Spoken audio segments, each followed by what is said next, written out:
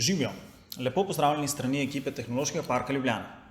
Veseli smo, da lahko najavimo še en nov kanal, na katerem boste lahko spremljali vsebine, ki jih že leta ustvarjamo za tehnološka podjetja.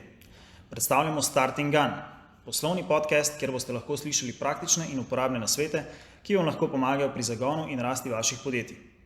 Podcast bo dostopen na vseh znanih platformah, svetujemo pa vam, da se na spletni strani www.tp-lj.si prijavite na naše tedenske novičke, v katerih vas bomo opomnili o novih temah Starting Guna. V podcastu se bomo dotaknili vseh področji, s katerimi se srečujete startupi. Od izzivov povezanih z razvojem in validacijo produktov, do marketinga, brandinga, prodaje in globalne širitve.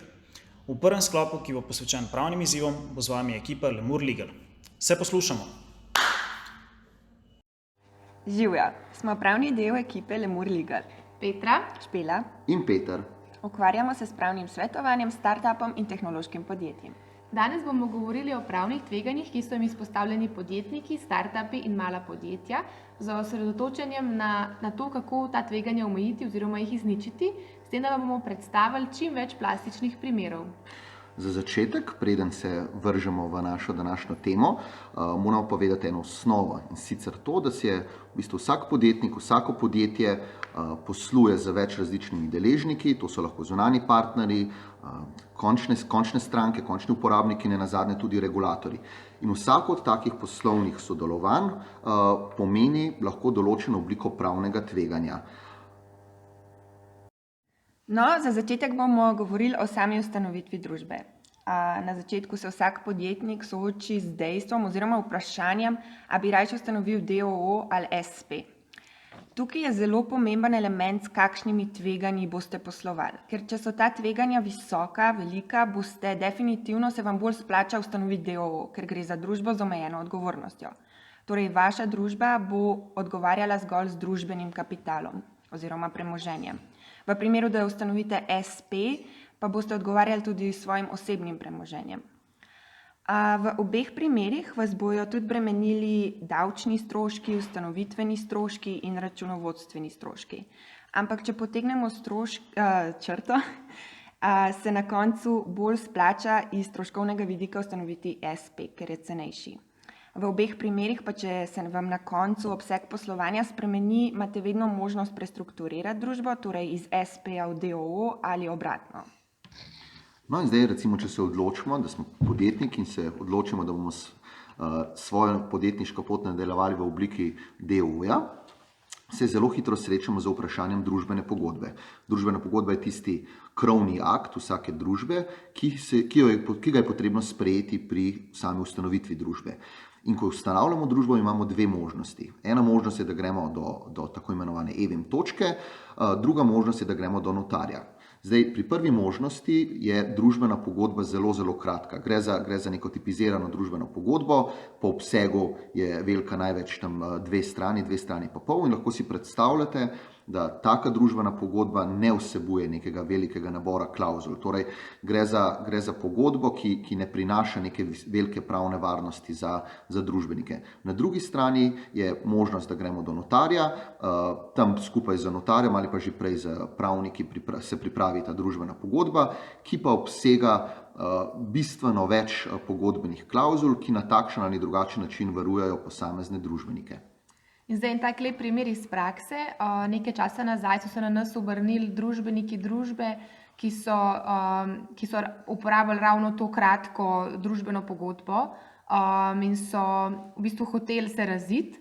Sama pogodba pa v tem nič ni urejala, nič ni določala in v bistvu vse to skupaj je samo še poglobil konflikt med njimi. In to je tak lep odraz v praksi, kako pomembno je, da ko ustanavljate družbo, da je pisana za konkreten primer, da pokriva vse pomembna področja, ki jih je treba ali pa ki jih bo potem treba še kdaj v prihodnosti urediti. Ja, kot je omenila Petra, pri pripravi družbene pogodbe je treba vedno izhajati iz konkretne družbe, iz konkretnih družbenikov, kaj so bili njihovi dogovori med njimi, in vse to mora družbena pogodba odražati. In tudi moramo si predstavljati, da družbena pogodba se mora spreminjati hkrati z spreminjanjem podjetja. Podjetje samo ni statično, spreminjajo se odnosi med družbeniki, spreminja se narava posla in to mora vse biti nekako na nek način odraženo tudi v družbeni pogodbi. Omenili smo tudi, da so različne pogodbene klavzule, zdaj določene pogodbene klavzule varujejo manjšinske družbenike, določene varujejo večinske družbenike. Recimo, če naštejemo par takih klavzul, ena je glede prepovedi zmanjševanja deleža, ta recimo govori o tem, pod kakšnimi pogoji se delež določenega družbenika ne zniža z naslednjimi investicijami. Ta pogodbena klavzula se večinoma ščiti investitorje v družbo oziroma manjšinske družbenike, potem imamo še različne tako imenovane non-compete klauzule, ki prepovedujejo družbenikom, da upravljajo konkurenčno dejavnost v okviru druge družbe ali pa v okviru recimo svojega SP-ja, s čimer preprečimo, da bi naši družbeniki se ukvarjali z dejavnostjo, ki bi predstavljala konkurenco te naši osnovni družbi. Takih klauzul, takih pravnih vprašanj je še kar nekaj, zato je res pomembno, da pri pripravi družbene pogodbe razmislimo o vseh pravnih vprašanjih, ne tistih pravnih vprašanjih, ki so nujno aktualna v času podpisa te družbene pogodbe, ampak ki lahko postanejo aktualna kasneje. In še ena pomembna informacija, ki je ponavadi startupi ali pa podjetniki ne poznajo v trenutku, ko se začnejo pogovarjati z potencialnimi strateškimi partnerji, ki bodo vstopili v družbo ali z drugimi investitorji. Pomembno je vedeti, da se ni nujno z temi investitorji ali pa strateškimi partnerji pogajati samo o višini valuacije, torej vrednosti podjetja, pod katero oni vstopajo v družbo, ampak da se lahko pogaja tudi z takimi klauzulami. Torej recimo z investitorjem se pogaja o višji valuaciji vstopa, pa se mu potem da še neke dodatne pogodbene klauzule, ki izboljšujejo pravni položaj investitorja. Eno od vprašanj, s katerimi se podjetniki danes vse bolj srečujejo, je tudi, ali naj ustanovijo podjetje v tujini ali v Sloveniji. Ob načrtovanju ustanovitve podjetja v drugi državi je pomembno, da se seznanite z vsemi predpisi, ki veljajo za ustanovitev podjetja v določeni državi in da si poiščete tako imenovano nacionalno kontaktno točko, ki predvsem znotraj EU ponuja na enem mestu vse informacije glede ustanovitve podjetja v tujini, seznanitev s predpisi in pa nekaterimi drugimi formalnostmi, ki jih morate izpolnjevati, ko se odločite za ta korak. Zdaj, na ravni Evropske unije si lahko seznam takšnih kontaktnih točk pogledate na spletni strani Evropske komisije. Sama ustanovitev podjetja v tujini seveda tako kot vse stvari prinaša določene prednosti, pa tudi slabosti. Če se osredotočim na prednosti, je to lahko sama hitrost in način ustanovitve podjetja, nižji stroški ustanovitve in pa večje zaupanje tujih partnerjev. Ja, ker če imamo recimo investitorja iz Amerike, bo ta full raj vložil svoj kapital oziroma svoje premoženje v podjetje, ki prihaja iz države z ustaljenim pravnim sistemom, recimo Velika Britanija ali pa Nemčija. Manj rad bo sodeloval s kakšno Slovenijo ali pa Madžarsko, kjer pravni sistem še ni tako ustaljen in nima tako dolge tradicije.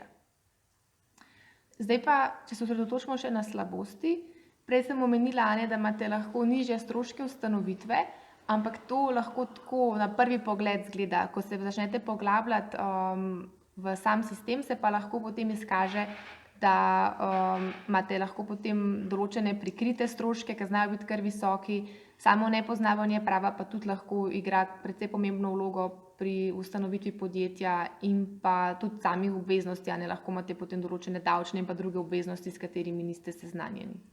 Recimo, mi smo se že v preteklosti srečali s par primeri startupov, ki so jih ravno taki prikriti stroški pretentali, da so se odločili za recimo temu neko bolj vabljivo regulativo oziroma jurisdikcijo.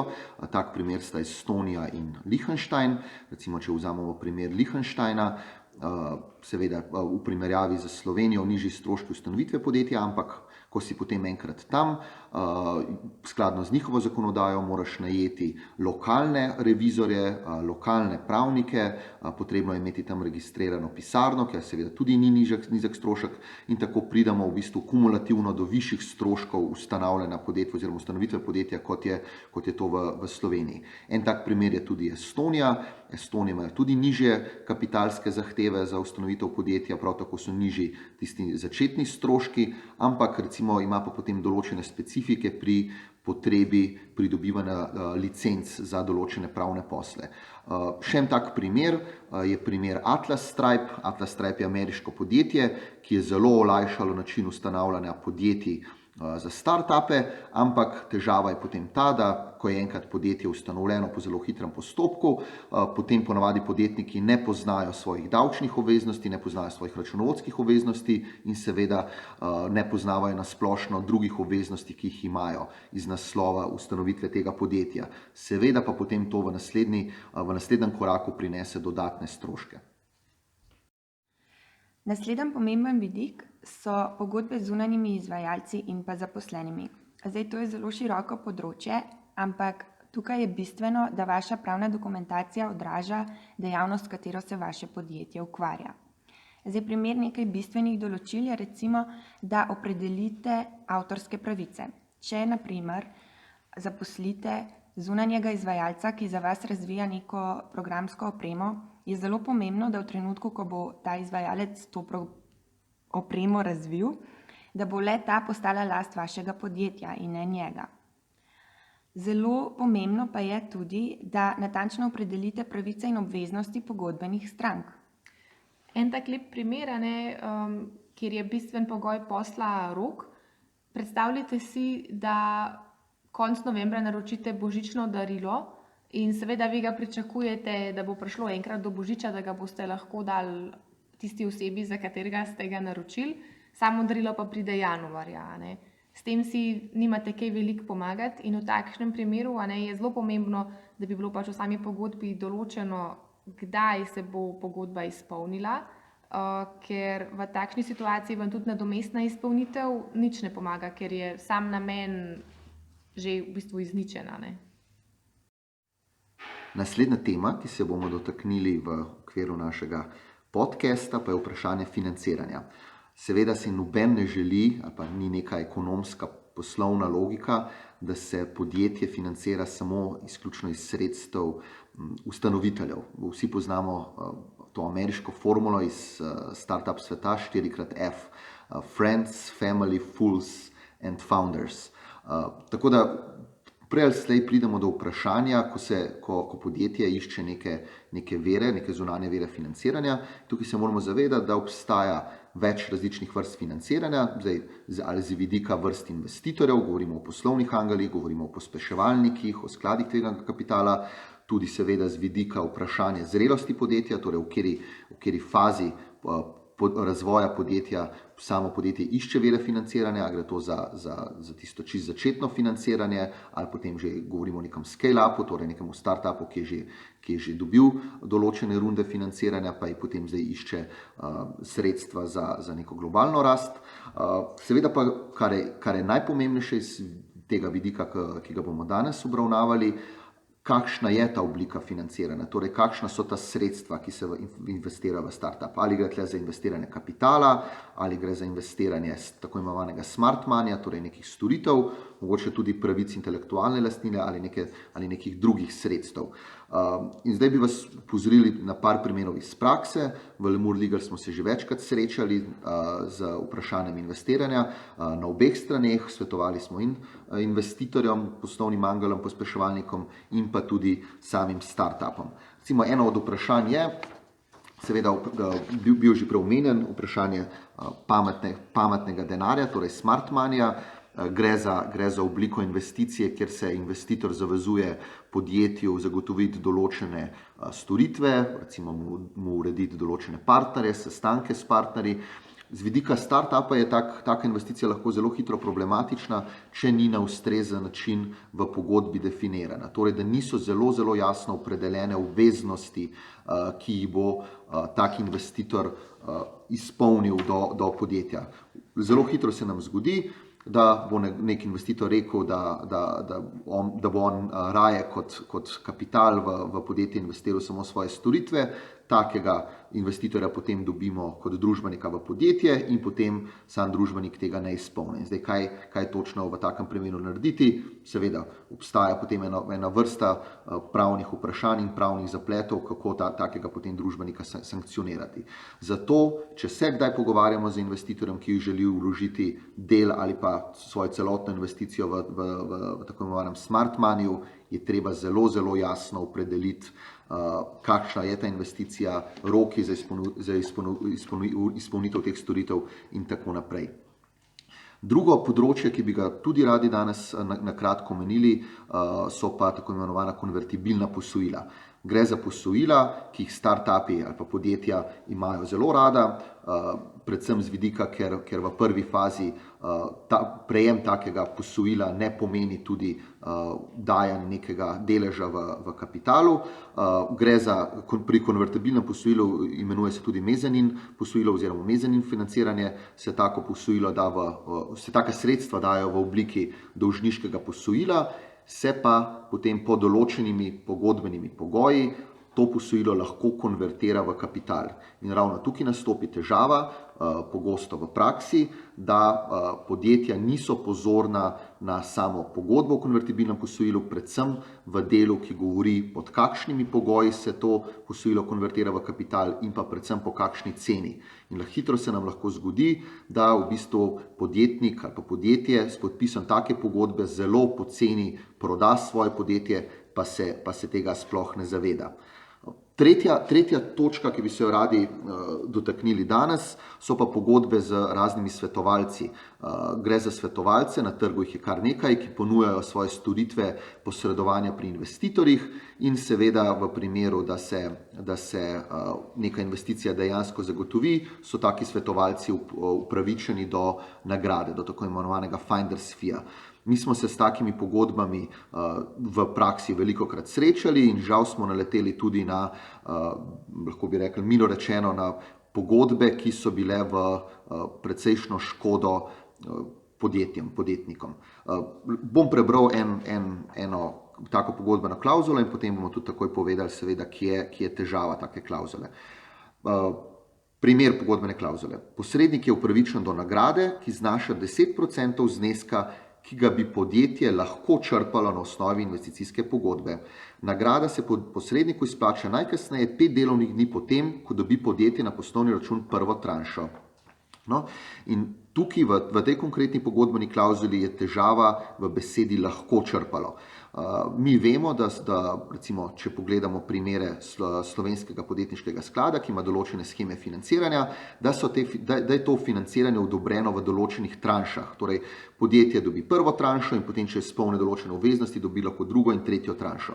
Tako da recimo pogodba ali pa pogodbeno določilo, kot je bilo v tem primeru napisano, kjer je posrednik upravičen do nagrade, ki bi ga podjetje lahko črpalo, ne pa do nagrade, ki ga podjetje dejansko črpa, je seveda v praksi lahko zelo škodljivo za samo podjetje. Drugo, kar je potrebno biti tukaj pazljivo, je vprašanje, kdaj ta nagrada dospe v plačilo. Seveda v plačilo mora dospeti, ko ima podjetje dejansko ta sredstva že na poslovnem računu, ne pa takrat, ko ta sredstva recimo so odobrena na osnovi neke pogodbe, recimo da je neka pogodba podpisana. Evo, Peter vam je zdaj razložil, zakaj je financiranje tako pomembno. Jaz se bom pa osredotočila še na eno zelo pomembno temo in sicer na varovanje poslovne skrivnosti.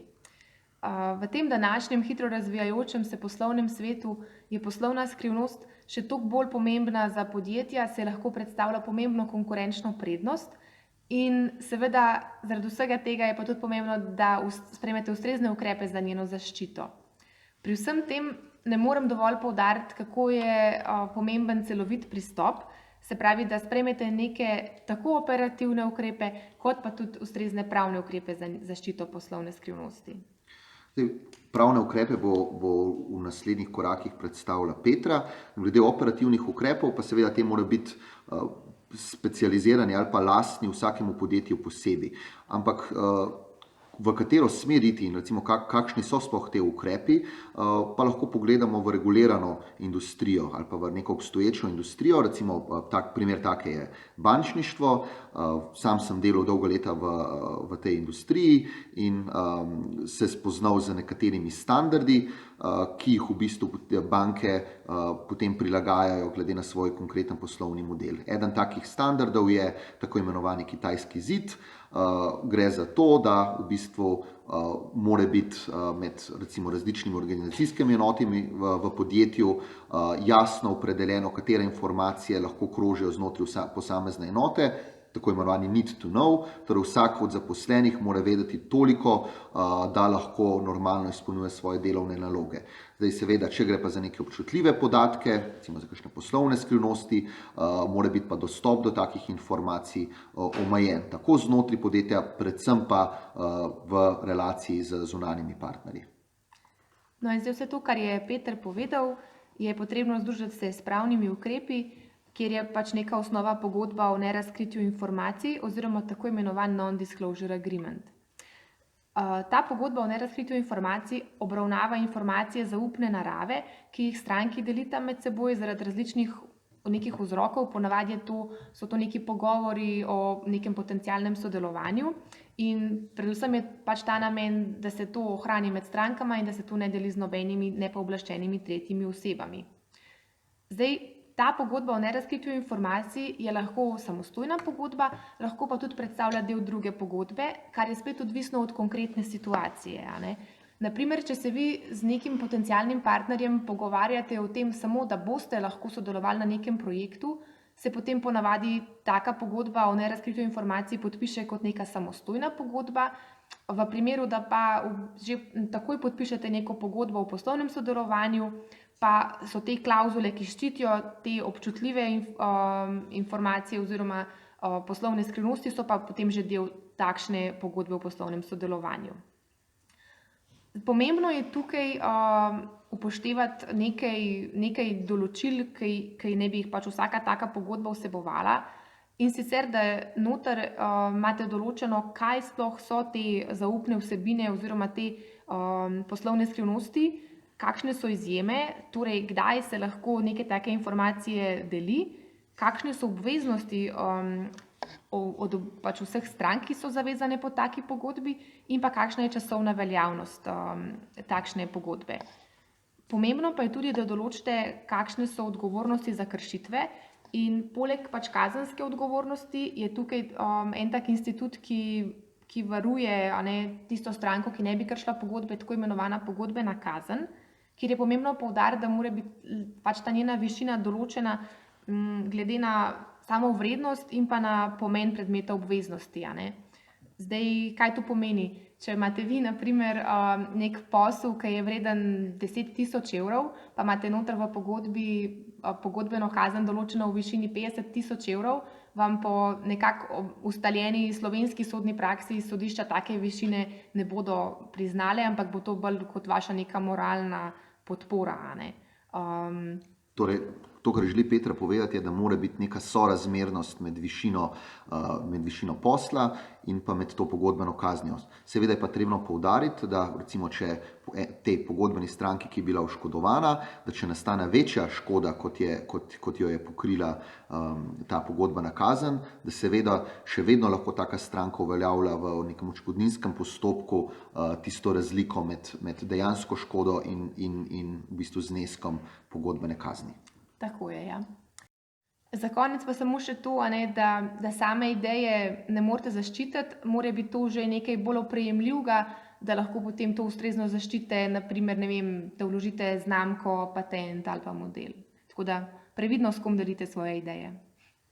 No in s tem smo šli čez hiter pregled nekaterih pravnih tveganj, ki so jim podjetja in podjetniki v poslu izpostavljeni. Upam, da smo bili dovolj razumljivi in temeljiti in da smo vam predvsem pokazali, na kakšen način se lahko tem tveganjem izognete in jih omejite.